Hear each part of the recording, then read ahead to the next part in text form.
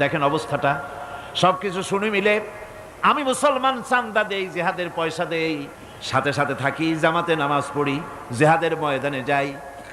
বিচারটা আমার পক্ষে না হয়ে রাসূল ইহুদির পক্ষে রায় দিয়ে দিলেন, এটা একটা কথা হইল নাকি? আপনি বিচক্ষণ মানুষ, সবকিছু শুনে মিলে আপনি বিচারটার সানি করে দেন। হযরত ওমর বলেন, বাবাজি অপেক্ষা করো, আমি তোমার বিচারের সানি করতেছি, দাঁড়াও।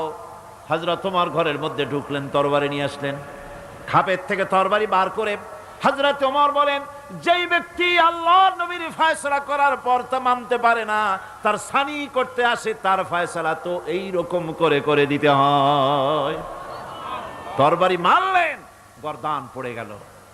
এর নাম হচ্ছে মিজান, ইনসাফ। এই ইনসাফ কেবলমাত্র নবীদের পক্ষেই সম্ভব। কাদের পক্ষে সম্ভব?